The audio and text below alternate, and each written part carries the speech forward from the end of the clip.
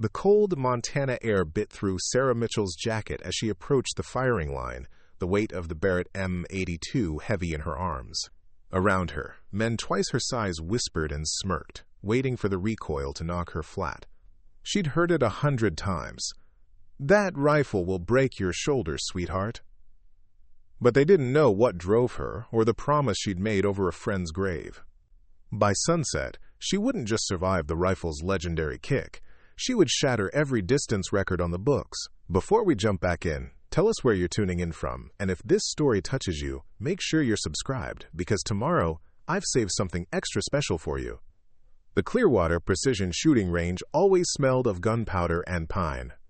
At dawn, frost still covered the grass as competitors for the National Long Range Championship assembled at the registration tables.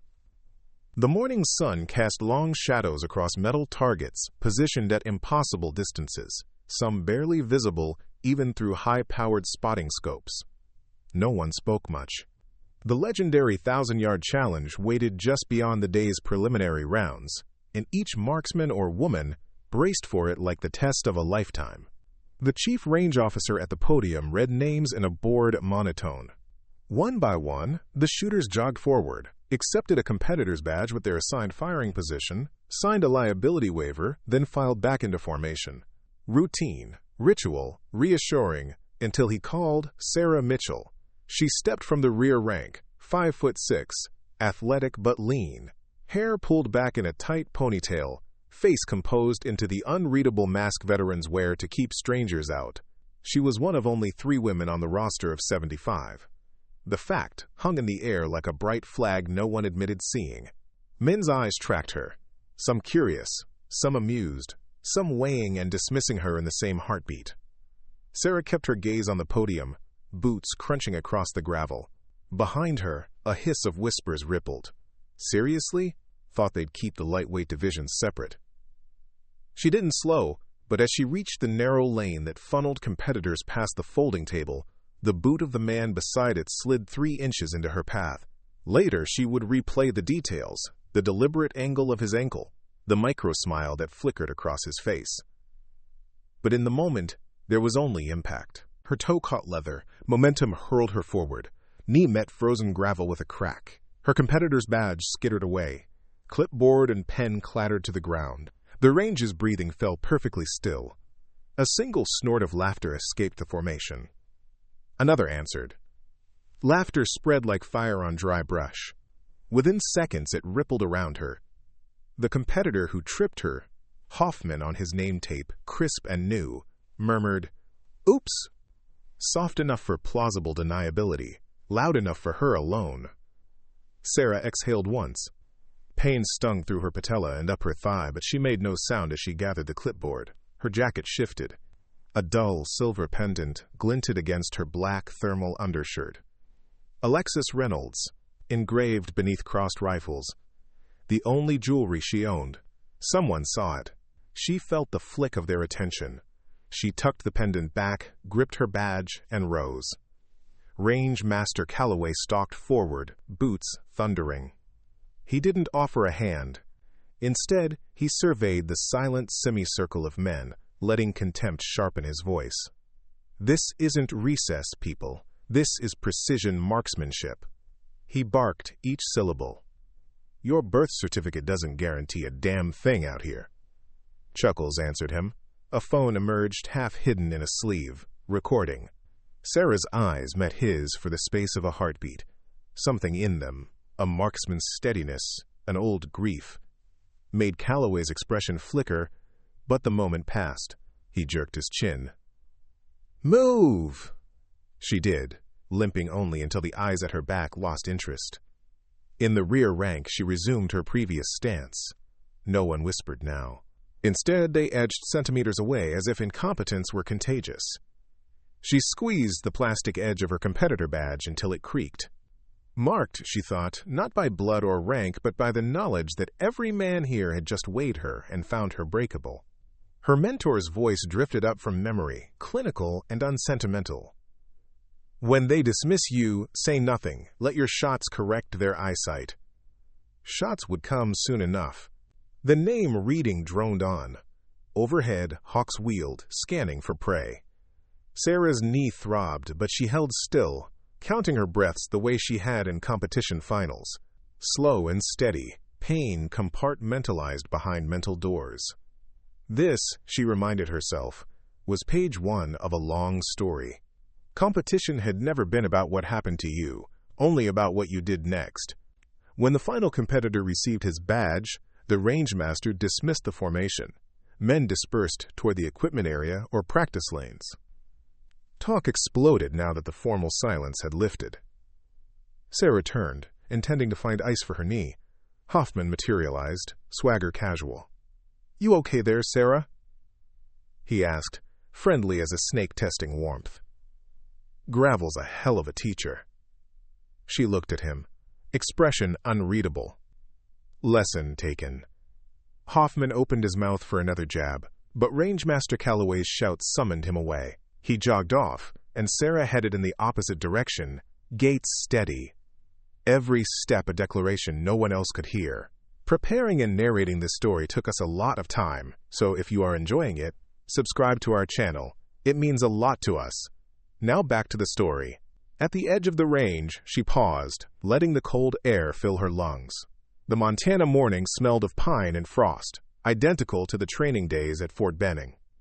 She could almost taste dust in her mouth. Hear Alex whisper, "Breathe between heartbeats." Then squeeze. Just before the shots that would win them the Inter-Service Rifle Championship, they thought they had pushed aside an unqualified amateur.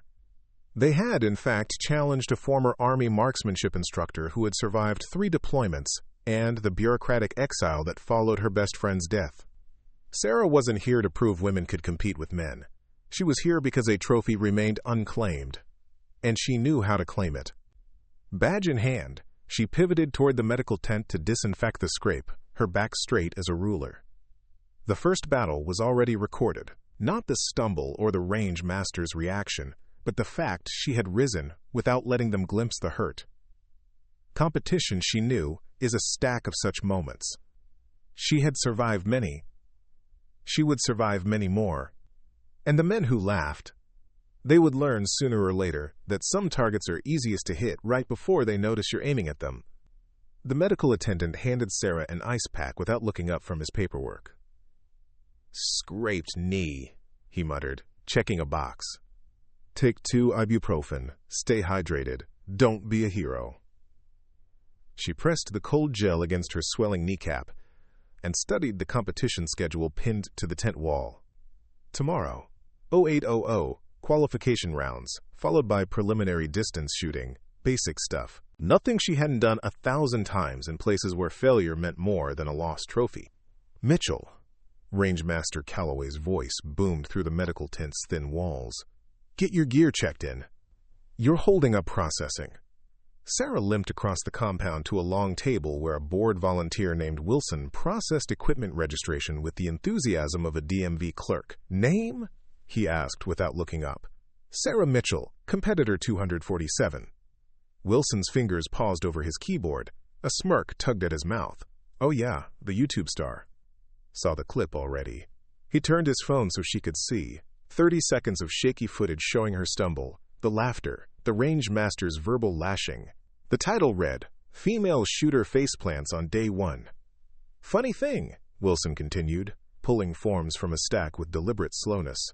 "Looks like we're short on space in the women's area. Might take some adjustments to get your rifle secured properly." He slid a storage assignment across the counter. Sarah scanned the form. Equipment locker in the farthest corner of the compound, away from the main firing line, requiring extra time to retrieve between events. A small but meaningful disadvantage. "This location is impractical," she said evenly. Wilson shrugged. "Space constraints. Make do with what we got." Sarah signed the form without argument. She understood the game. Small humiliations designed to make her quit before real competition began. But, as she gathered the paperwork, Wilson's radio crackled to life. "Admin to equipment check. We need Mitchell's registration pulled for review. Director's orders." Wilson's smirk faded. He glanced at Sarah with something that might have been curiosity, then reached for his phone.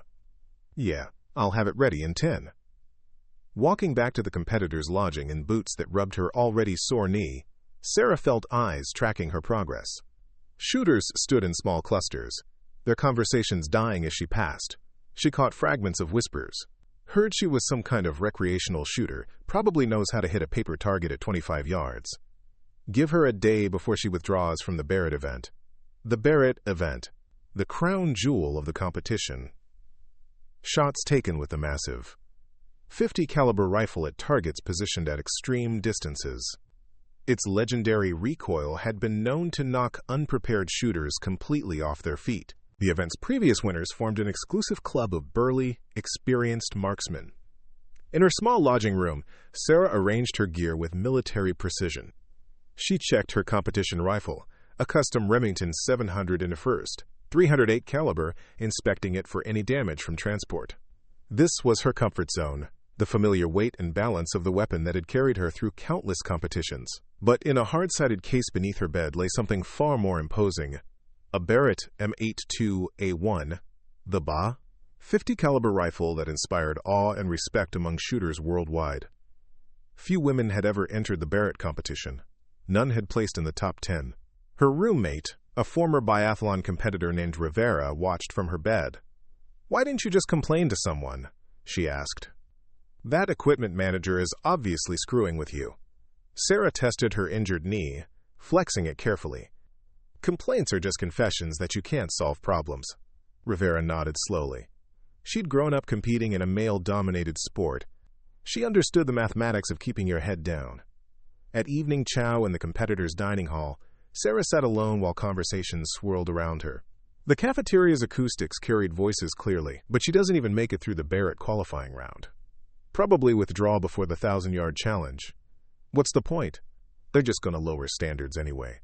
She ate mechanically, tasting nothing. Across the room, Hoffman held court at a table of competitors, regaling them with embellished versions of the morning's incident. His gestures grew more dramatic with each retelling. After dinner, Sarah returned to her room and opened a small notebook, the same one she carried through 3 deployments in Afghanistan. She turned to a fresh page and wrote in precise handwriting. Day 1. Standard intimidation protocol, equipment sabotage, social isolation, public humiliation, expected behavior. Hoffman is the designated point of attack. Others will follow his lead unless he's neutralized through performance demonstration. She paused, pen hovering over paper, then added, Note: registration pulled for review by director. They're looking for reasons to disqualify me without cause. Must be flawless from here forward. Outside her window, she could see the practice range illuminated by floodlights.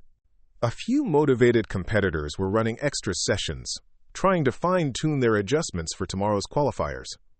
Her knee still throbbed where it had hit concrete.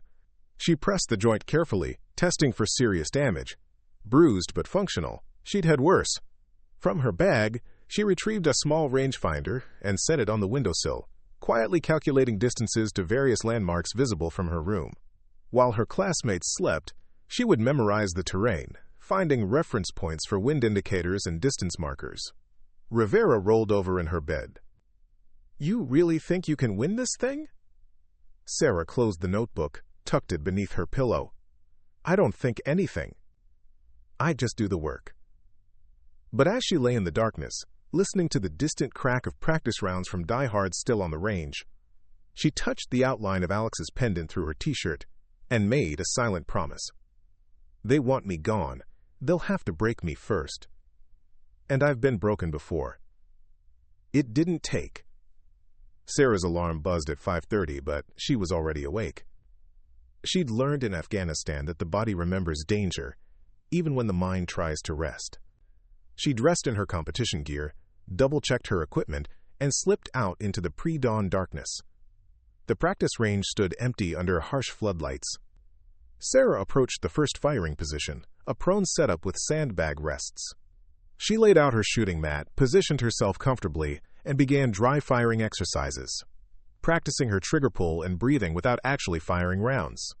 By 8 o'clock formation, she'd run through her entire pre-competition routine 3 times, each iteration refining her mental checklist. Her hands moved with mechanical precision, muscle memory taking over where conscious thought left off. "Looking motivated, Mitchell," Hoffman called out as competitors assembled on the main range. "Trying to make up for yesterday's faceplant?" A few laughs rippled through the formation. Sarah said nothing, eyes forward, but she memorized faces, who laughed easily, who stayed silent, who looked uncomfortable with the mockery. Range Master Calloway emerged from the admin building carrying a clipboard and wearing the expression of a man about to ruin someone's day. "Ladies and gentlemen," he announced, then caught himself with theatrical surprise. "Well, mostly gentlemen. Today we separate the serious competitors from the hobbyists." He gestured toward the course laid out before them. "Standard qualification round. Passing score is 40 out of 50 possible points. Anyone scoring below 40 is automatically disqualified from the Barrett event." Sarah calculated quickly. 40 out of 50 was challenging but well within her capabilities. A comfortable margin for someone of her experience. "Oh, and Mitchell," Calloway added with a smile that never touched his eyes, "since you're representing progress and equality, you'll shoot first. Set the standard for your fellow competitors." The formation stirred. Shooting first meant no knowledge of range conditions, no chance to watch others' techniques, no opportunity to learn from their mistakes. It was a minor adjustment that carried major disadvantages. Sarah stepped forward. "Understood, Rangemaster." She approached the firing line, aware of 75 pairs of eyes weighing her every move. The targets stretched ahead, paper silhouettes at various distances from 100 to 600 yards. 10 rounds at each distance, Calloway said. "Time starts on the whistle." Sarah crouched into position, everything else fading away. In this moment, she wasn't the woman who'd stumbled yesterday. She was the soldier who'd earned distinguished marksman status at 22. The whistle shrieked. She settled into prone position, adjusting her sling for maximum stability. First target, 100 yards. Barely a warm-up for someone of her caliber.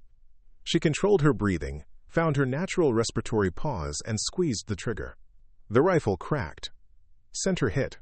She worked methodically through each distance, adjusting her scope elevation between stages, factoring in the slight crosswind that had developed as the sun rose higher. At 300 yards, she maintained tight groupings, despite the increasing challenge. At 400 yards, she felt the rhythm of shooting settle into her bones, the perfect synchronization of breath, sight picture, and trigger control that marked true precision.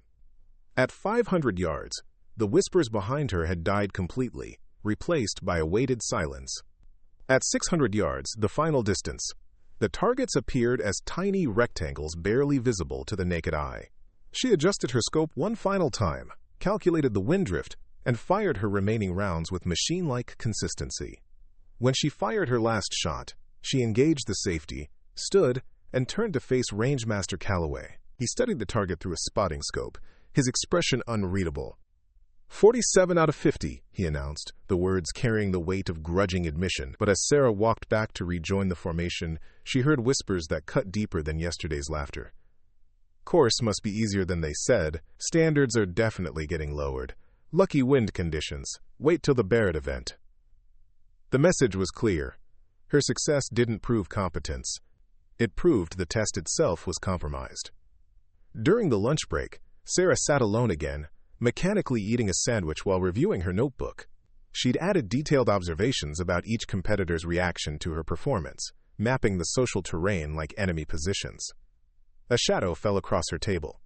Director Sullivan, the head of the entire competition, stood with arms crossed. Unlike Calloway's open hostility, Sullivan projected cold professionalism.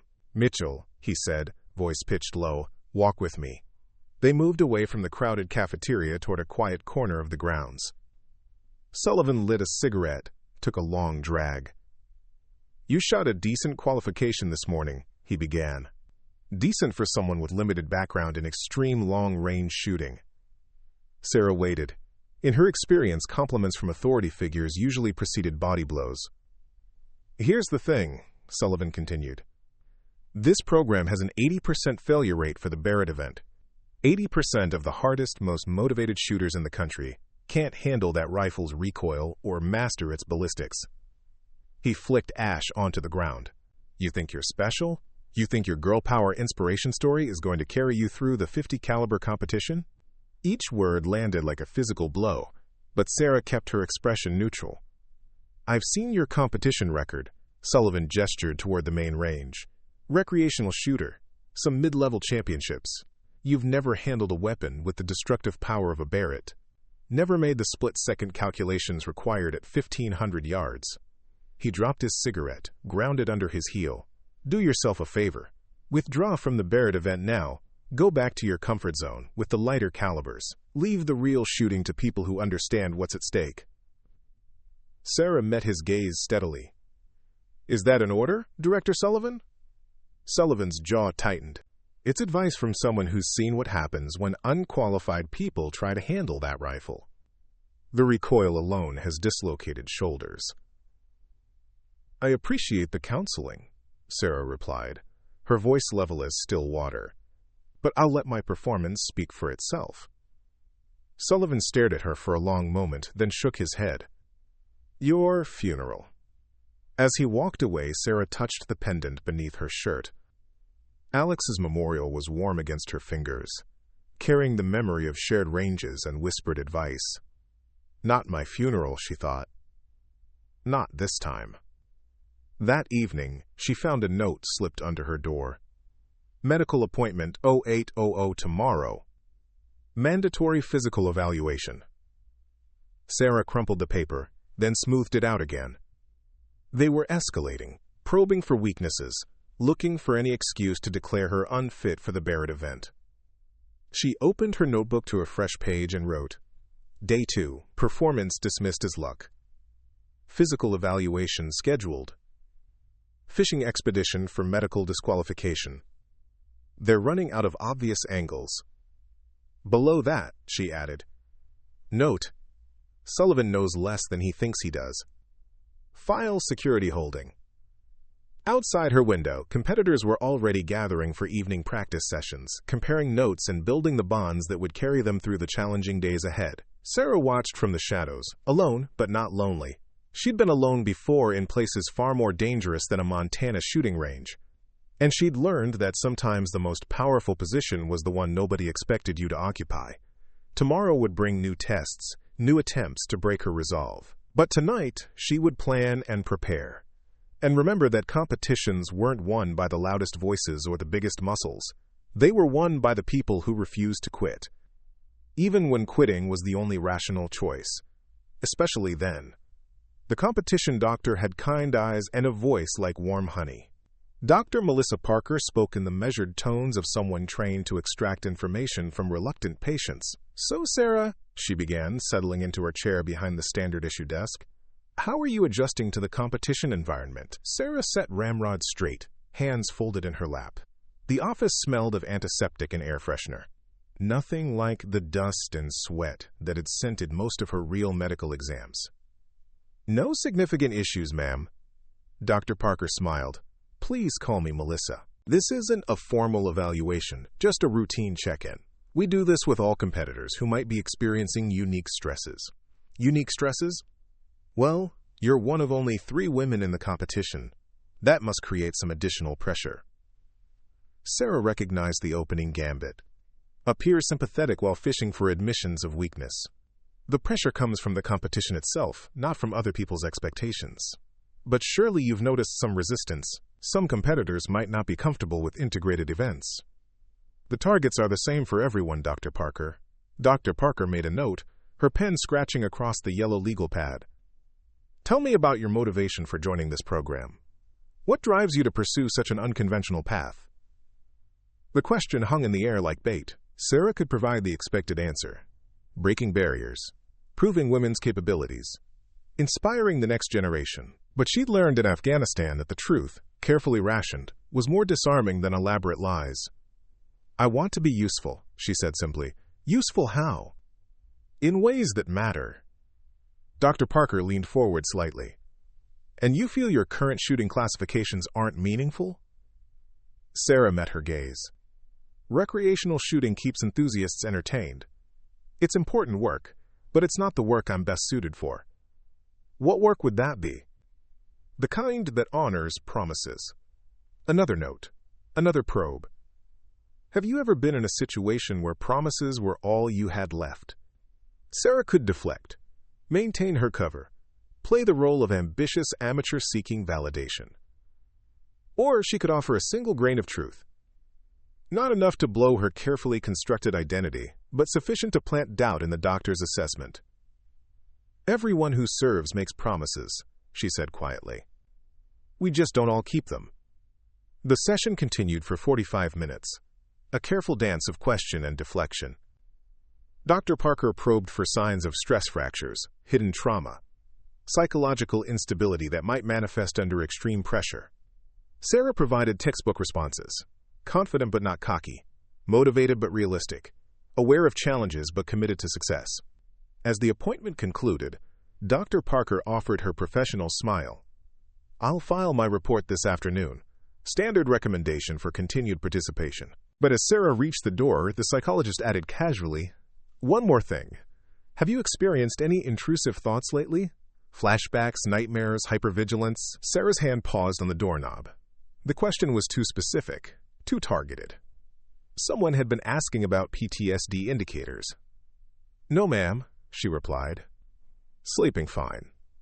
Outside the admin building, Sarah found Rivera waiting by the equipment lockers. Her expression was grim.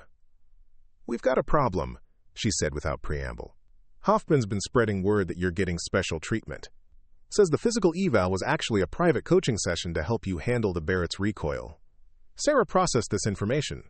The narrative was shifting from incompetent diversity hire to, quote, "fragile female requiring therapeutic support."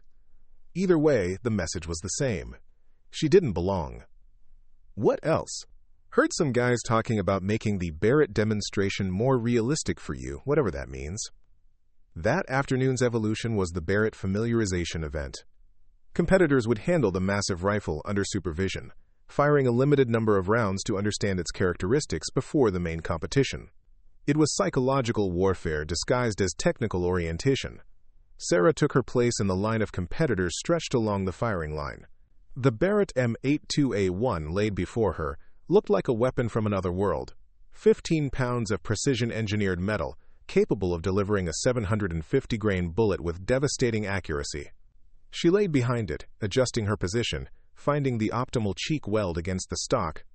Beside her, Hoffman positioned himself with theatrical confidence, making sure everyone noticed his superior handling of the weapon.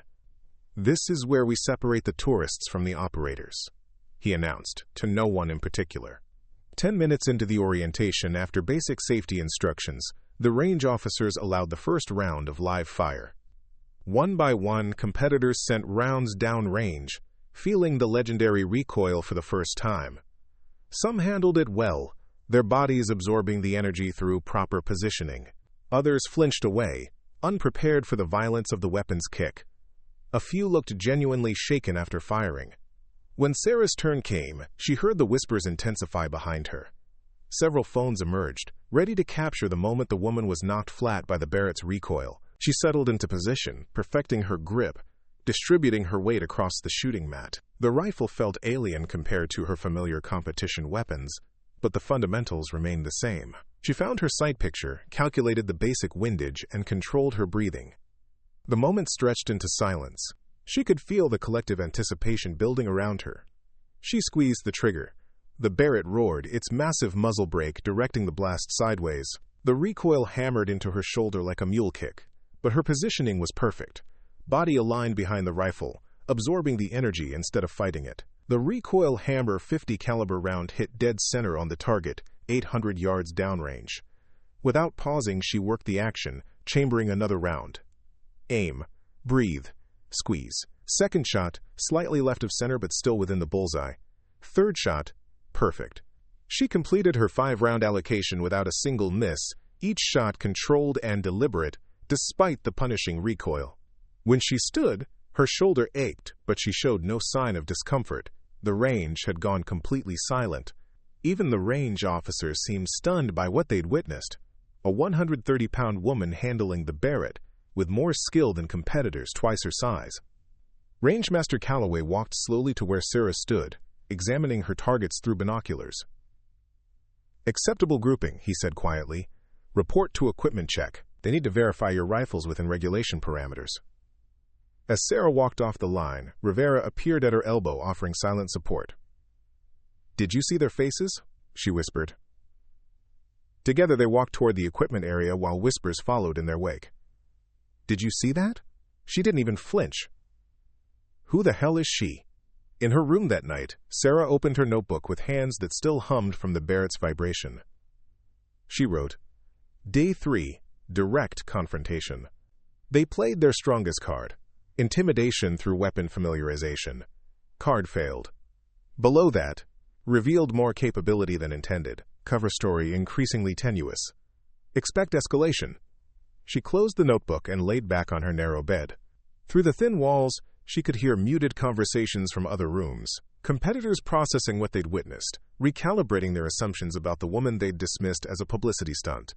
Tomorrow would bring the preliminary round of the Barrett competition. The field would be narrowed from 75 to 20 before the final event.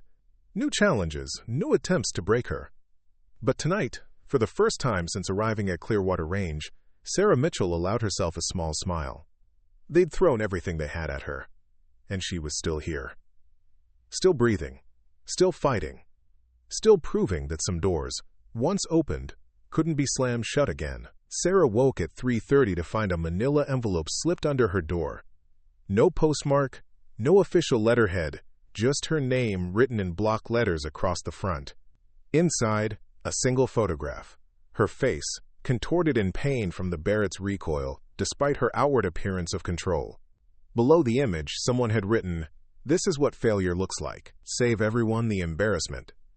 She studied the photo for a long moment, then tore it into precise squares and flushed the pieces down the communal bathroom toilet. Psychological warfare was a two-way street, and whoever had delivered this message had just revealed their own weakness.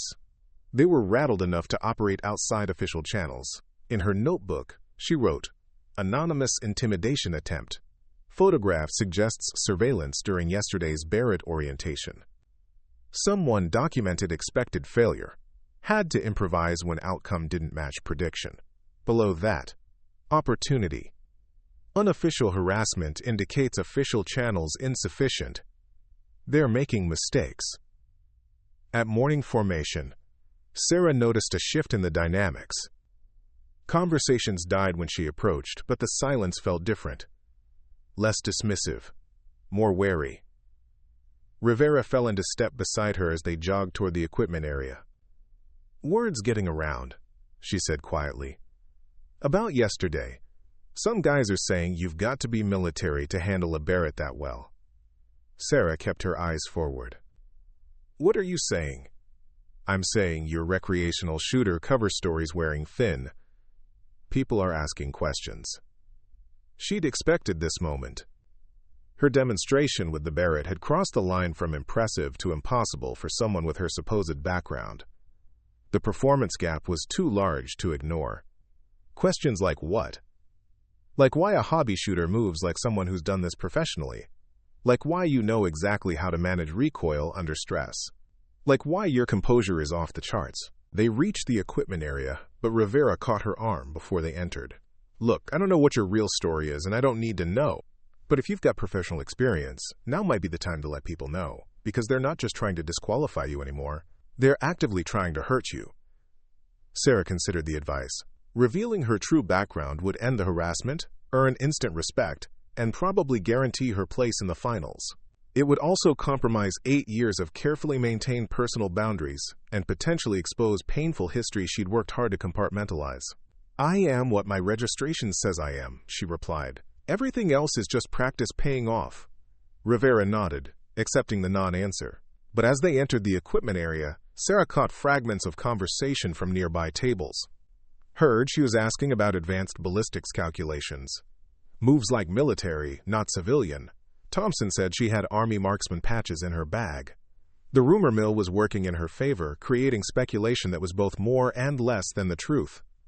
She neither confirmed nor denied the whispers, letting uncertainty work for her instead of against her. After equipment check, Sarah reported to the staging area for her next assignment. Rangemaster Calloway was waiting with a clipboard and an expression that promised misery. "Mitchell," he said without preamble, "you're being assigned to firing position 13 for the Barrett preliminaries." The word 13 dripped with sarcasm. Position 13 was notorious among competitive shooters, located where crosswinds hit the range at unpredictable angles, creating the most challenging shooting conditions on the entire course. Moving her there was either recognition of extraordinary skill or a setup for public failure. When do I report, Rangemaster? Right now. Position 13. You'll be shooting in the first relay. Hope your lucky streak holds. Sarah walked across the range to Position 13, a covered firing point that offered minimal protection from the elements. The wind had picked up since dawn, swirling in complex patterns that would challenge even the most experienced long-range shooters. For most competitors, it would be an exercise in controlled failure, designed to humble anyone who'd gotten cocky about their Barrett handling. For Sarah Mitchell, former Army marksmanship instructor and graduate of the Special Operations Target Interdiction course, it was Tuesday. The range officer handed her safety equipment and a scorecard. Preliminary round, 10 shots at 1,200 yards. Minimum qualifying score is 6 hits within the outer ring. Any questions? No questions. Then prepare your station and wait for the whistle. Sarah moved to Position 13, setting up her shooting mat and equipment with methodical precision. The Barrett waited, its massive frame gleaming dully in the morning light. When the whistle sounded, she fell into the familiar rhythm. Check clear. Load magazine. Find natural position. Begin ballistic calculations. At 1,200 yards, a multitude of factors came into play.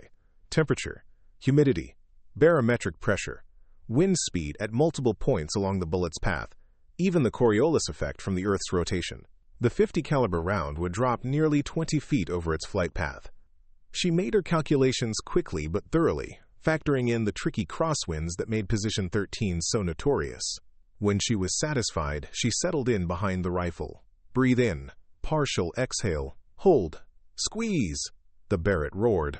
Through her scope, she watched the first round impact, outer edge of the center ring.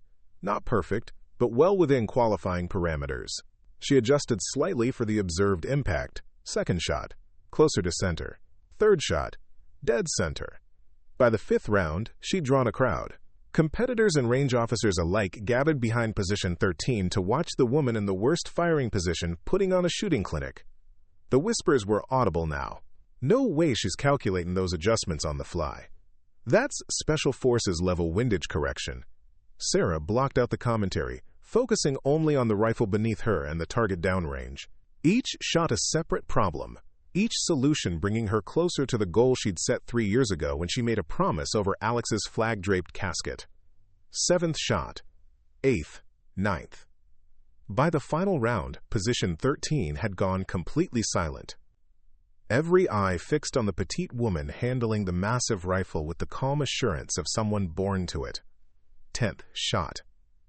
Perfect center hit. When the ceasefire whistle blew, Sarah cleared the Barrett, set it down, and turned to face Range Master Calloway, who had appeared beside her firing position. His expression was unreadable. Score? 10 hits, 8 in the center ring, 2 in the inner ring, came the reply from the target observer. Calloway studied his clipboard, then looked up at Sarah, his face betraying the first hint of grudging respect she'd seen since arriving. Perfect qualification, he said formally. Report back at 1,400 hours for group assignments. As Sarah walked off the firing line, she heard fragments of heated discussion from the clustered range officers. Recreational shooters don't produce that kind of performance. Someone's not telling the whole story. Need to pull her complete background check. Back in her room, Sarah found Rivera waiting with a serious expression. We need to talk, she said quietly. Somewhere private. They walked to a secluded area behind the equipment shed, away from curious ears and recording phones. Rivera lit a cigarette, took a long drag. I've been asking around, she began carefully, about you. Sarah said nothing, waiting. Here's what I found out. Your official registration is thinner than paper. Standard recreational shooter credentials. Local club memberships. Nothing that would explain what I saw on that firing line today. She flicked ash into the dirt. But there are gaps. Competition records that don't quite line up. Training certifications that aren't listed but show up in cross-references. Rivera studied Sarah's face. Someone went to a lot of trouble to minimize your background. Professional job, the kind of editing that requires purpose and planning. Sarah considered her options. Rivera was smart, observant, and persistent. She'd already uncovered more than most people would find. Continuing to deflect might drive her to dig deeper, potentially exposing painful history, but partial truth might buy her silence and support. "What do you want to know?" she asked finally. "I want to know if the woman who's been watching my back is someone I can trust. I want to know if you're here for the right reasons. And I want to know if they're going to try to hurt you badly enough that it affects the rest of us." Sarah studied her face in the dim light. Rivera had grown up competing in sports where women were constantly challenged. She wouldn't accept easy lies or comfortable half-truths. "My real experience is putting accurate rounds on target at extreme distances," she said quietly. "Everything else is personal history you don't need to know." Rivera nodded as if this confirmed something she'd already suspected. "And you're here because I watched someone die when it mattered most. I'm here to make sure that wasn't meaningless." "Fair enough." She dropped her cigarette, ground it under her heel. "Here's what you need to know. They're planning something for tomorrow. Hoffman's been talking to some of the senior competitors, getting them worked up about special treatment and lowered standards. Whatever's coming, it's not going to be official." Sarah felt a cold weight settle in her stomach. What kind of something? The kind that looks like an accident but isn't. The kind that gives them justification to med you out with injuries too severe to continue. She absorbed this information, calculating responses and countermeasures. If they were moving to physical intimidation, it meant psychological warfare had failed. It also meant they were getting desperate, taking risks that could expose them if handled correctly. "Rivera," she said quietly, "I need you to do something for me." "What?" "I need you to document everything. Times, locations, participants. And if something happens to me tomorrow, I need you to make sure that information gets to someone who can use it." Rivera stared at her for a long moment. "You're not thinking of quitting, are you?" Sarah touched the pendant beneath her shirt, feeling the metal warm against her skin. "I'm thinking of winning." "What's the difference?" "Winning means they lose more than I do." Rivera smiled grimly. "I can work with that." As they walked back toward the lodging area, Sarah felt the familiar sensation of pieces moving on a chessboard. Tomorrow would bring the real test, not of her shooting capabilities, but of her ability to turn their own tactics against them. She'd spent years learning how to hit targets others couldn't see. Now it was time to apply those lessons to targets who thought they were the hunters, rather than the hunted. The war was about to begin in earnest. Sarah woke before her alarm to the sound of hushed voices in the corridor. Through her thin door, she caught fragments of urgent conversation. "Make sure there's no recording devices. Has to look accidental. Tired of watching standards get trashed." Rivera's warning had been accurate. They were coming for her today. She dressed in the pre-dawn darkness, checking her equipment with mechanical precision. From her bag, she retrieved a small digital recorder. Military surplus, voice-activated, with 8 hours of memory. She taped it inside her jacket, against her ribs where it wouldn't be noticed during casual inspection. In her notebook, she wrote, "Day 4. Escalation to physical intimidation imminent. Evidence collection protocol activated." At morning formation, the atmosphere felt charged with unspoken tension. Hoffman stood with a group of senior competitors, their expressions ranging from eager to uncomfortable. A few looked genuinely troubled, as if they'd been dragged into something they weren't sure they supported. Rangemaster Calloway appeared with his usual clipboard and predatory smile. "Ladies and gentlemen," he announced, "today we conduct the Barrett Team Challenge. These drills are designed to build cooperation under stress." Sarah's internal alarms went off. Team challenges were typically conducted later in competitions, after individual skills had been thoroughly assessed. Introducing them now, with tensions running high, was either poor judgment or deliberate provocation. "Mitchell," Calloway continued, "you'll be partnered with Hoffman and his squad for today's evolutions. Time to see if you can integrate with established teams."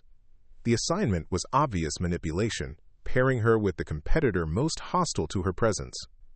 But refusing would provide the excuse they needed to declare her non-cooperative. Understood, Range Master. The team challenge area was set up behind the main competition range, away from casual observation. Wooden barriers and sandbag emplacements created an elaborate course that required teamwork to navigate successfully.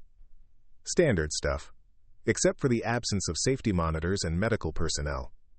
Calloway gathered the competitors around a terrain model showing the course layout. Rules are simple, he explained. Teams navigate the course together. Each shooter engages assigned targets. Time limit is 30 minutes. Failure means the whole squad starts tomorrow with remedial training. He gestured toward Hoffman's group. Team leaders are responsible for keeping their squads together and ensuring mission success. Use whatever methods you deem necessary. The phrase, whatever methods you deem necessary, was loaded with implication. In normal circumstances, it meant tactical flexibility. In this context, it was permission to escalate. Hoffman stepped forward, assuming team leader position with theatrical authority. "All right, people," he announced. "We're going to move fast and move together. Anyone who can't keep up drags us all down."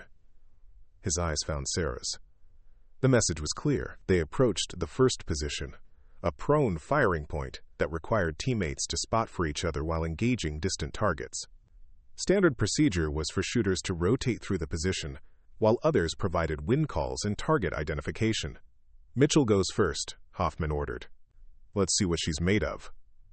Sarah positioned herself behind the Barrett, while two teammates set up spotting scopes to call her shots.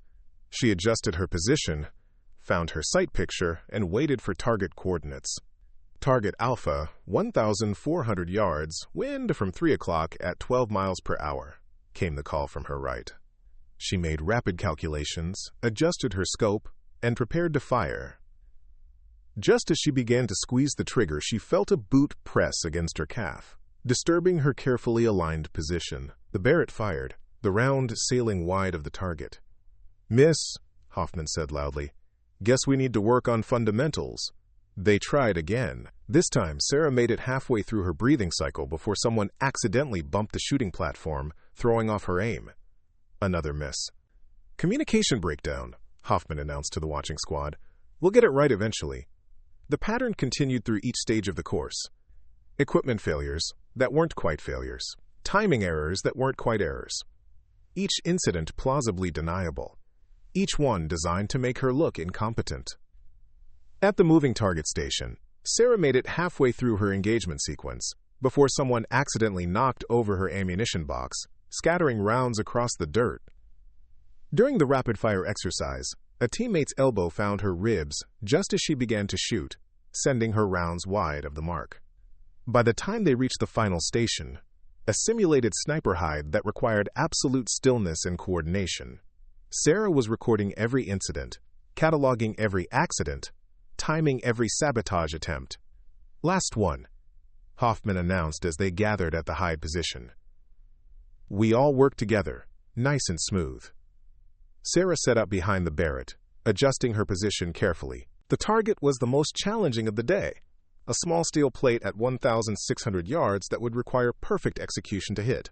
"Mitchell's looking shaky," Hoffman said to the team. "Maybe someone should help steady her."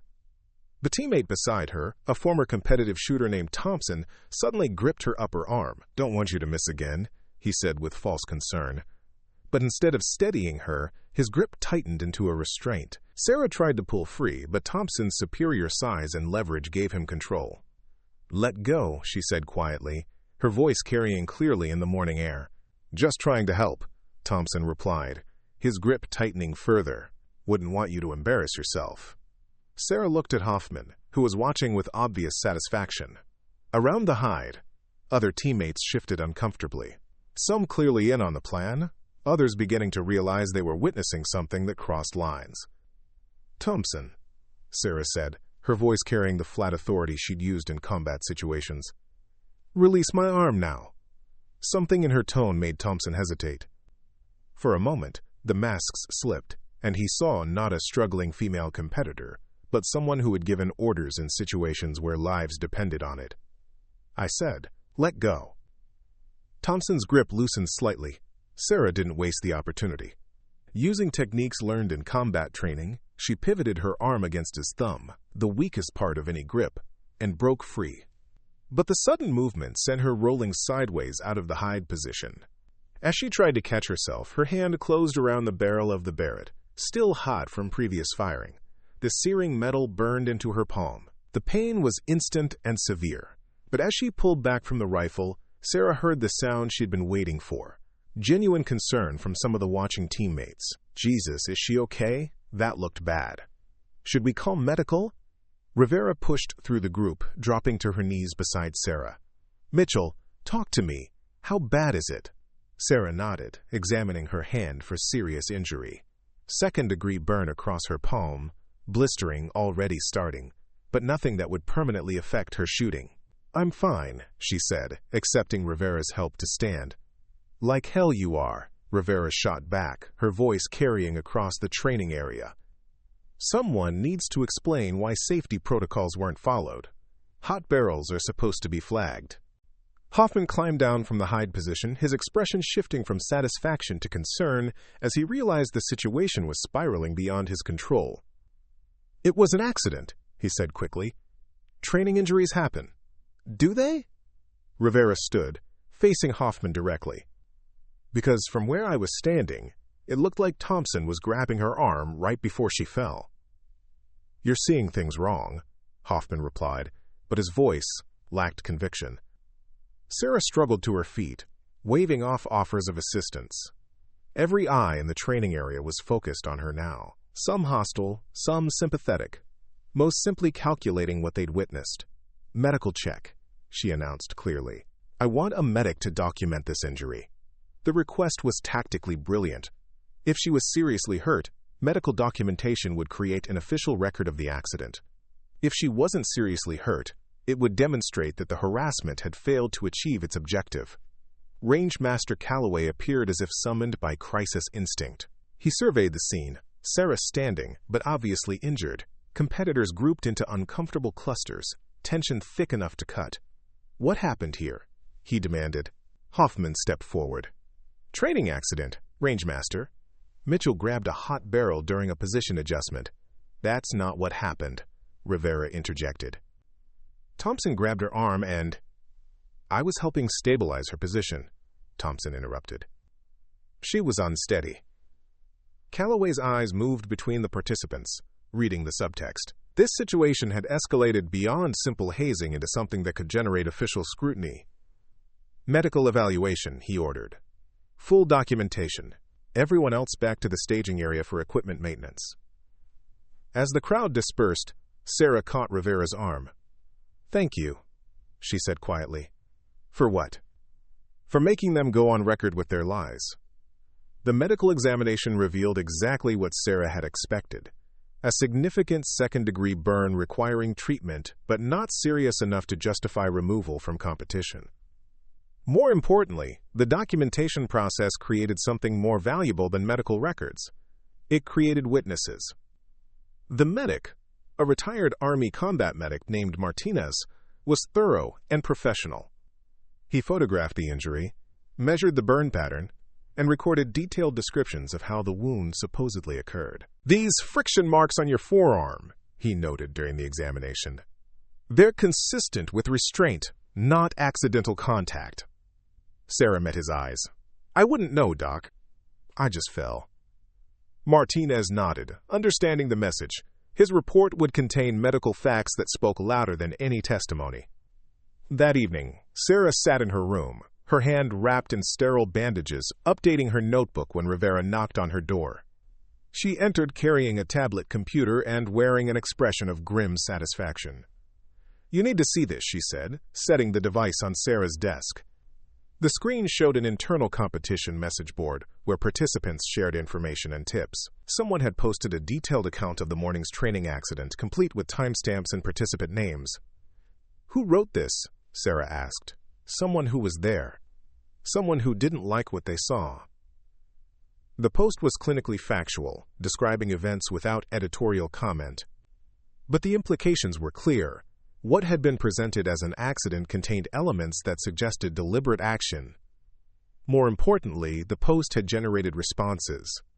Other competitors, some who'd witnessed the events and others who'd heard second-hand accounts, were weighing in with their own observations. Saw the same thing. Thompson definitely grabbed her arm. Been noticing a pattern of accidents involving Mitchell. Maybe it's time someone asked official questions. This is getting out of hand. Rivera scrolled through the growing thread. Word spreading. Not everyone's comfortable with what's been happening. Sarah absorbed this information. The campaign to isolate and intimidate her was fracturing along moral lines. Some competitors supported it, others opposed it, and a growing number were simply uncomfortable with the escalation. What happens next? Rivera asked. Sarah closed the tablet, thinking. In Afghanistan, she'd learned that the most effective operations were those that forced enemies to expose themselves through overreaction. Today's incident had accomplished exactly that. Hoffman and his supporters had revealed both their methods and their participants in ways that could be documented and verified. Now we let them make the next mistake, she said, and we make sure that mistake is their last one. You think they'll back down? Sarah touched the small recorder still taped inside her jacket. 8 hours of digital evidence, every word preserved in crystal clarity. I think they're about to discover that some wars aren't won by the biggest guns, she replied. They're won by the side that documents everything. Sarah arrived at the next morning's formation carrying a manila folder that contained 8 hours of digital transcripts, medical documentation, and a detailed timeline of harassment incidents. She'd spent the night converting audio recordings into written evidence, cross-referencing statements with competition schedules, and building a case that would withstand official scrutiny. But she wouldn't need to present it to investigators. She was going to present it to the people who mattered most, her fellow competitors. Rangemaster Calloway took his position at the podium, clipboard in hand, ready to begin another day of psychological warfare disguised as competitive shooting. Before he could speak, Sarah stepped forward. Rangemaster, I request permission to address the formation. Calloway's eyebrows rose. Competitors didn't make requests during morning formation. They received instructions and acknowledged them. The breach of protocol was deliberate and calculated. Negative, Mitchell. Fall back into formation. Rangemaster, Sarah continued, her voice carrying across the silent range. I believe the competitors deserve to know what's been happening during supposedly routine training exercises. The formation stirred. Conversations died. 75 pairs of eyes focused on the confrontation developing between the woman who'd survived every attempt to break her and the Rangemaster who'd orchestrated many of those attempts. Mitchell, Calloway's voice carried warning. You are out of line. Return to your position immediately. Instead, Sarah opened her folder and withdrew a single sheet of paper. Yesterday's training accident has been fully documented, she announced, her voice pitched to carry to the back ranks. Medical examination revealed friction injuries consistent with manual restraint, not accidental contact with equipment. Hoffman stepped forward from his position in the formation. You're making serious accusations, he said loudly. Based on what? Your paranoid imagination? Sarah turned to face him directly. Based on digital recordings of every word spoken during yesterday's exercise, the statement landed like a grenade in the middle of the formation. Hoffman's face went pale. Thompson, standing beside him, looked like he might vomit. That's illegal, Hoffman protested. Recording without consent is completely legal during official competition events, Sarah finished, especially when those events involve potential safety violations. She held up a small digital device, the recorder she'd carried against her ribs. 8 hours of audio documentation. Every command, every response, every accident that wasn't quite accidental. Rangemaster Calloway stepped forward, his expression shifting from annoyance to genuine concern. This situation was spiraling beyond anything he could control through normal disciplinary channels. Competitor Mitchell, he said formally, you will report to the competition director immediately. Bring your alleged evidence. Understood, Rangemaster. But first, I think the formation should hear exactly what kind of training has been taking place. Sarah pressed play on the digital recorder. Hoffman's voice filled the morning air, crystal clear and impossible to deny. Mitchell's looking shaky. Maybe someone should help steady her. Thompson's response followed. Don't want you to miss again. Then her own voice, calm but commanding. Let go, Thompson. Release my arm now. The recording continued, capturing not just the words, but the tone, the calculation, the deliberate nature of what had been presented as accidental. The formation was dead silent. Even the wind seemed to have stopped its morning whisper. Sarah clicked off the recorder. This represents just one incident. The complete documentation includes 12 separate harassment events over 4 days, involving 7 participants, all designed to force my voluntary withdrawal from competition. Hoffman found his voice. "This is," he said. But the words lacked conviction. What it actually was, Sarah interrupted, was a coordinated campaign to circumvent official competition standards through unofficial intimidation. She turned to address the broader formation. "Here's what I want everyone to understand. This isn't about me. It's about what happens when fair competition becomes secondary to personal prejudice. It's about what happens when the standards we're supposed to uphold get compromised by agendas that have nothing to do with marksmanship." Rivera stepped forward from her position in the formation. "I was there yesterday," she announced. "I saw what happened. Mitchell's telling the truth." Another voice joined hers. "Same here. That wasn't an accident." Then another. "Been watching this build for days. About time someone called it out." The solidarity wasn't universal. Some competitors remained silent, either supportive of Hoffman's actions or unwilling to take sides. But the balance was shifting, the narrative changing from isolated troublemaker to whistleblower exposing systemic problems. Rangemaster Calloway realized he was losing control of the situation. "Formation dismissed," he barked. All competitors returned to quarters immediately. "Wait," Sarah said, her voice cutting through the beginning shuffle of movement. "There's one more thing the formation needs to hear." She reached into her folder and withdrew a second document, a complete military service record, declassified that morning through emergency channels she'd activated during the night. "Staff Sergeant Sarah Mitchell," she read aloud. "United States Army. Military Occupational Specialty, 18B, Weapons Sergeant. Secondary MOS 18Z, Operations Sergeant." The formation went deadly still. Combat deployments: Afghanistan 2018 to 2019, Afghanistan 2020 to 2021, Iraq 2022 to 2023. Decorations include Bronze Star with V device for Valor, Purple Heart, Combat Action Badge. Hoffman's face had gone from pale to gray. Thompson looked like he was going to be sick. Sarah continued reading. "Current assignment: Advanced Marksmanship Instructor, U.S. Army Marksmanship Unit, assigned to Civilian Sector Evaluation for Military Precision Rifle Program." She closed the folder and looked directly at Rangemaster Calloway. "I'm not here as a diversity experiment, Rangemaster. I'm here as a qualified military professional conducting an evaluation of civilian long-range shooting methods and standards." The silence that followed was absolute. 75 competitors and a dozen range officers processing the revelation that the woman they'd dismissed as an unqualified quota filler was actually a combat veteran with more operational experience than most of them combined. Calloway found his voice first. "Why didn't you identify yourself properly from the beginning?" "Because the evaluation required observing normal competition procedures," Sarah replied. "If you'd known who I was, you would have treated me differently. I needed to see how you actually treat competitors who don't fit your preconceptions." She gestured toward Hoffman and his supporters. "What I discovered is that some members of this community are willing to compromise safety standards, violate competition protocols, and engage in systematic harassment to eliminate competitors they personally disapprove of." Hoffman made one last desperate attempt to salvage the situation. "This is all fabricated," he said. "She's making up stories to cover her own failures." Sarah smiled for the first time since arriving at Clearwater Range. It wasn't a pleasant expression. "Mr. Hoffman," she said, using his civilian title for the first time, "you're absolutely right that this evaluation has documented failures. Just not the ones you think." She turned to address the formation one final time. "The United States Army Marksmanship Unit will receive my complete report within 24 hours.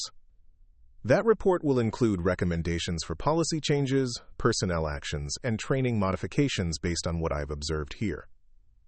The implications hung in the air like smoke from an explosion. Careers would be affected. Policies would change. The old ways of doing business were about to meet the new reality of accountability. As competitors began to disperse toward the lodging area, Sarah noticed the change in how they looked at her. No longer dismissive or patronizing, but respectful. The recognition that competence commanded respect regardless of gender or background. Rivera approached as the crowd thinned. "So what happens now?" Sarah packed her evidence folder, checking that all documentation was secure. "Now the real work begins. This was just about proving I belonged here. The next phase is about making sure the door stays open for everyone who comes after."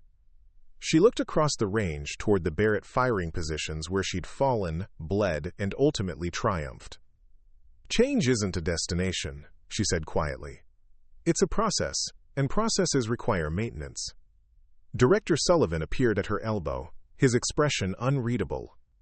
"Mitchell," he said formally, "the competition board wants to see you." "Immediately." Sarah nodded. "Understood, Director." As she walked toward the headquarters building, she could feel the weight of 75 pairs of eyes watching her departure. Some hostile, some supportive, most simply curious about what would happen next. What would happen next, Sarah knew, was that the system would finally have to confront the gap between its stated values and its actual practices. And for the first time since arriving at Clearwater Range, she was confident about which side would win that confrontation. The door she'd forced open wasn't closing again. Not on her watch. 6 months later, Sarah Mitchell stood on the winner's podium at the International Long-Range Precision Championships in Alberta, Canada. The gold medal hung heavy around her neck, but not as heavy as the Barrett M82 she'd used to break the world distance record just hours earlier. The official measurement, 2,735 yards over a mile and a half, had left veteran shooters speechless. The shot that should have been impossible, made by the woman who shouldn't have been there. The investigation that followed her formal complaint at Clearwater had been swift and thorough. Hoffman received a lifetime ban from sanctioned competitions. Thompson and 3 other participants received formal reprimands and probationary status. Rangemaster Calloway was reassigned to administrative duties pending review of training protocols. More importantly, the investigation had exposed systematic flaws in how harassment complaints were processed, how competitors were evaluated, and how unofficial power structures operated within the competitive shooting world. Policy changes followed, creating formal channels for reporting bias and establishing independent oversight of major competitions. "The standards haven't changed," Sarah told the gathered reporters, her voice carrying easily across the press area. "They've been clarified. What you'll discover in this sport is that accuracy has no gender, no background, no physical size requirement. It's simply the ability to place shots exactly where they need to go when it matters most." She gestured toward the record board where her name now sat at the top, above men who had dismissed her capabilities just months earlier. "Some of you will fail to break records. That's expected. This discipline has always demanded perfection. But you'll fail because the challenge exceeded your capabilities, not because someone decided you didn't belong before you had a chance to prove yourself." In the crowd, she could see faces that reflected the new reality. Men and women, different backgrounds, all united by the common goal of pushing the boundaries of what was possible in long-range shooting. The change wasn't complete. Cultural shifts took time, but it was undeniable. After the press conference, Sarah walked to a quiet corner of the shooting complex, where competitors often gathered to discuss technique. She knelt beside a memorial plaque honoring shooters who had died in military service and placed her gold medal against the stone.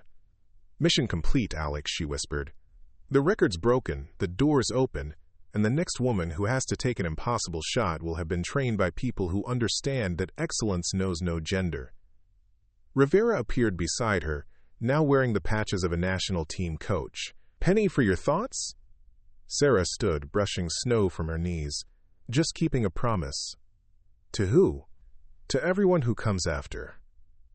They walked together toward the parking lot where Sarah's truck waited to take her to the airport. Her official title these days was Senior Instructor, Advanced Ballistics Applications, but everyone knew her real job, making sure the changes stuck. "Any regrets?" Rivera asked as they reached the parking area. Sarah considered the question seriously. The path she'd chosen had cost her privacy, anonymity, and the comfortable obscurity of her previous assignment. She'd become a symbol whether she wanted to or not, a focal point for debates about inclusion and competitive standards. But she'd also accomplished something that would outlast any individual record. She'd proven that excellence transcended prejudice, that standards applied equally were stronger than standards applied selectively. "Just one," she said finally. "What's that?" Sarah looked back at the range where new competitors were already beginning their practice sessions. In the distance, she could see women shooting alongside men, working as equals rather than anomalies. "I regret that it took so long for someone to try." She climbed into her truck and drove off the range, leaving behind the rhythmic crack of rifles and the shouts of range officers. The eternal cadence of competitive shooting. Tomorrow would bring new challenges, new records to break, new barriers to tear down. But tonight, for the first time in 3 years, Sarah Mitchell allowed herself to feel something she'd almost forgotten. Peace. The war was won. The record was broken. And the next generation of marksmen and women would aim higher without having to fight the same battles she'd fought. Some victories, she reflected, were worth every scar they cost. In her rear-view mirror, the lights of the shooting complex grew smaller but never disappeared entirely. They would always be there, a reminder of the moment when one woman's refusal to quit had changed the trajectory of an entire sport. The road ahead stretched empty and full of possibility, lit by stars that had witnessed the beginning of her journey and would illuminate whatever came next. Sarah Mitchell drove toward that future with steady hands and a quiet heart, knowing that the hardest shots were behind her and the most important victories lay ahead. The weapon they said would break her had instead helped her break the system that created the barriers. And that, she knew, was how real change happened. Not through grand gestures or inspiring speeches, but through the simple act of refusing to accept that things had to remain the way they'd always been. Some records, once broken, could never be unbroken again. Sarah had made sure of that. The rest was up to those who would follow in her wake, carrying forward the legacy of a markswoman who'd learned that the most important targets weren't always the ones you could see through a scope. Sometimes they were the assumptions, the prejudices, and the limitations that stood between excellence and opportunity. And sometimes the best way to hit those targets was simply to prove they were made of paper, not steel. The beginning of Sarah's story starts 3 years earlier, on a dusty firebase in eastern Afghanistan where the air tasted of sand and cordite.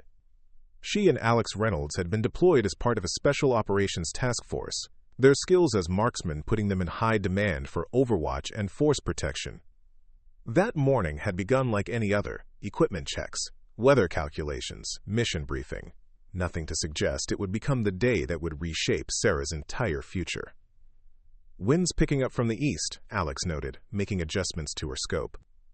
"Going to be tricky conditions for the convoy security." Sarah nodded, recording the barometric pressure in her shooter's log. "Thermals are showing weird patterns too. Heat's going to distort sight pictures past 800 yards." They worked in comfortable silence, the kind that develops between people who have entrusted their lives to each other repeatedly. Alex was the better natural shooter, with an almost supernatural ability to read wind conditions. Sarah was the better technician, with a mind for ballistic calculations and weapon modifications.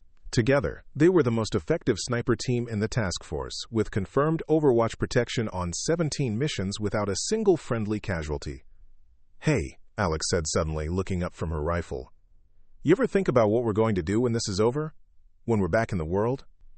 Sarah paused, considering the question. "Hadn't thought that far ahead." "You?" "Been getting letters from a buddy who's working the competitive circuit. Says there's openings for people with our skill set and training programs." Alex shrugged. "Might be something to think about. Better than going back to a desk." Sarah smiled. "You just want to win trophies." "Not just any trophy," Alex replied, her voice turning serious. "The Barrett Ultra Long Range Championship. No woman has ever won it. Hell, no woman has ever placed in the top 5. "That's because it's a good old boys network," Sarah said, adjusting her rifle strap. "They make sure of it." Alex's expression hardened with familiar determination. "Someone needs to kick in that door. Might as well be us." Before Sarah could respond, their radios crackled to life. "Overwatch 1. This is Convoy Actual. We are 5 minutes from checkpoint, encountering local traffic. Confirm you have eyes on approach route. Sarah keyed her mic. Convoy actual, this is Overwatch 1. We have eyes on. Route currently clear. They shifted back to professional mode, scanning the roads leading to the checkpoint where the convoy would be most vulnerable. Through her scope, Sarah could see the convoy approaching 3 armored vehicles moving at careful speed through areas known for IED placement. Movement, rooftop, 2 o'clock, Alex said suddenly. 300 meters from checkpoint. Sarah shifted her scope, finding the figure. A man placing what looked like a spotting scope on a tripod. I see him. Could be a spotter. Or could be a civilian with a camera, Alex countered. No weapon visible. This was the eternal challenge of their role, the split-second decisions that meant life or death, the constant weighing of threat levels against rules of engagement. Convoy actual. This is Overwatch 1, Sarah reported. Be advised, we have possible observer on rooftop near your checkpoint. No confirmed hostile intent. We are monitoring. Roger, Overwatch. Continuing approach. They watched as the convoy neared the checkpoint. Their focus absolute. The figure on the rooftop remained still, making no overtly threatening moves. Getting a bad feeling, Alex murmured. Something's off about his positioning. Sarah was about to respond when she caught movement in her peripheral vision. Another rooftop, much closer to the checkpoint. Second individual, rooftop at your 3 o'clock, directly above checkpoint. This figure wasn't setting up observation equipment. He was shouldering what appeared to be an RPG launcher. Threat! Threat! Threat! Sarah called into the radio. RPG position above checkpoint. Alex was already shifting her rifle, acquiring the new target. But the distance was extreme, over 1,400 yards with significant wind variables. I don't have a clean shot, Sarah said, calculating rapidly, building obstruction and wind drift at my angle. I've got it, Alex replied, her voice eerily calm. Range 1,435, wind 15 knots gusting to 20, half value from the east, correcting for temperature gradient. It was an almost impossible shot, beyond textbook parameters, requiring perfect execution under extreme pressure with no margin for error. One bullet to save the convoy, with countless variables working against success. Sarah heard Alex's breathing pattern change, the controlled rhythm of an elite shooter preparing to fire. 3 slow breaths. Then the natural respiratory pause that elite marksmen extend through careful training. The rifle cracked. Through her spotter's scope, Sarah watched the round arc across the enormous distance, fighting wind and gravity, before striking the RPG gunner with unerring precision. The threat neutralized an instant before it could unleash destruction on the convoy below. Target down, Sarah confirmed. Clean shot. Alex was already scanning for additional threats, professional to the core. Convoy actual, threat neutralized. Continue through checkpoint with caution.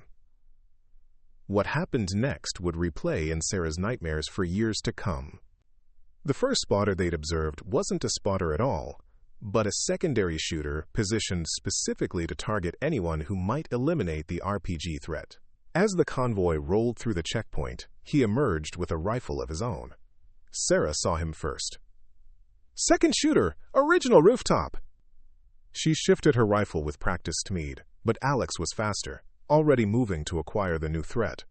Neither of them saw the third man, hidden in a window below their original point of observation. The crack of his rifle came simultaneously with Alex's shot that dropped the second gunman. Sarah felt rather than saw Alex jerk beside her, heard the sharp intake of breath that didn't release. Alex? She turned to find her partner slumped forward, a small dark hole just below her body armor where the sniper's round had found the gap.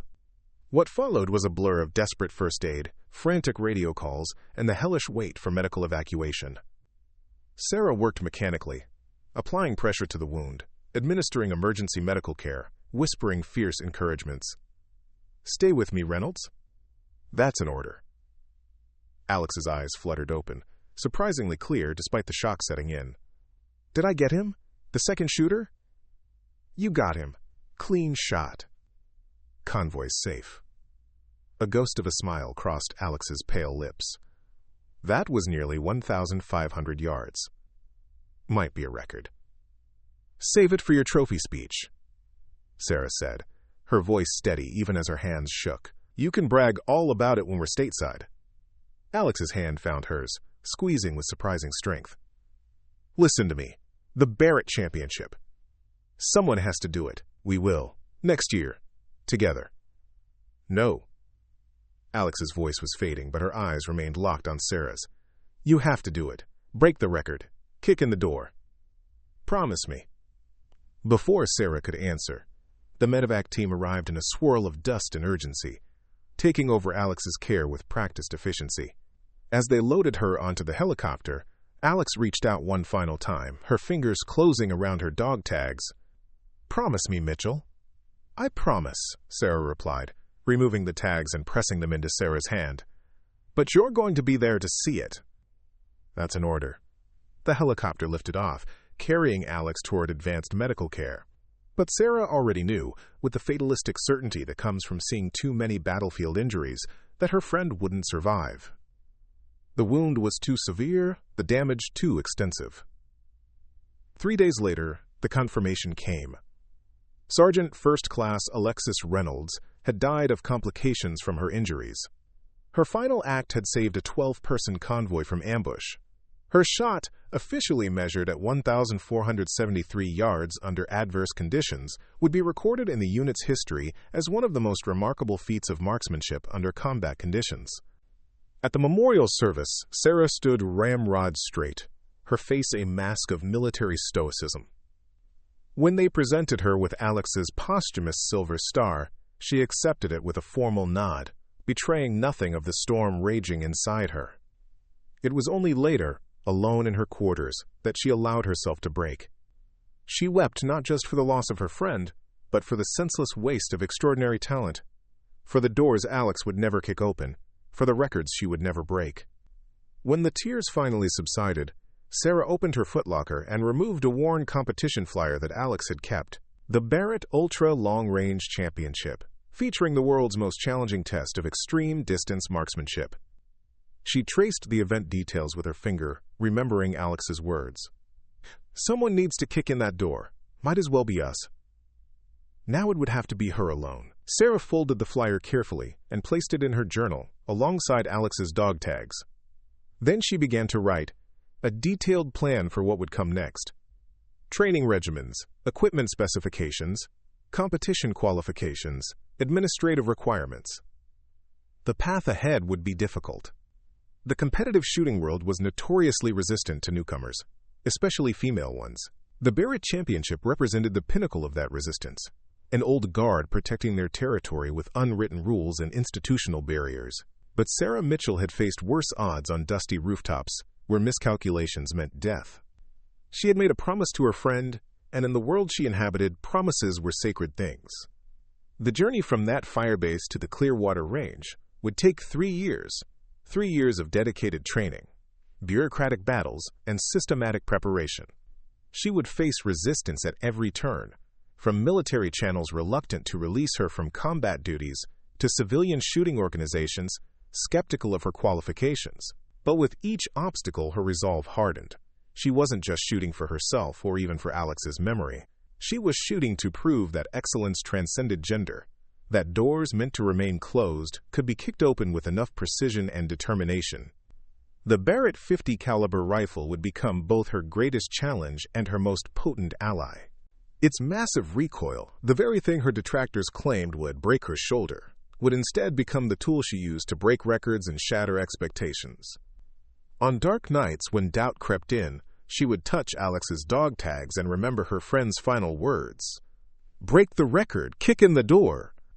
Promise me."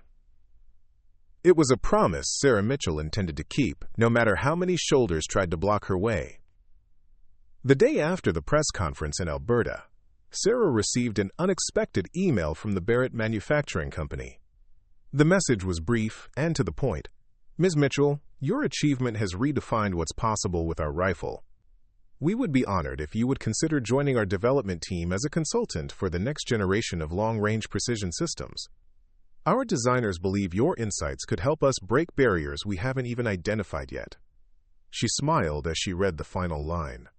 "It seems the rifle didn't break your shoulder after all. Instead, you've helped us understand how to make it work for a wider range of elite shooters." Sarah closed her laptop and looked at the framed photo on her desk. Herself and Alex in Afghanistan, rifles across their laps, dusty but smiling after a successful mission.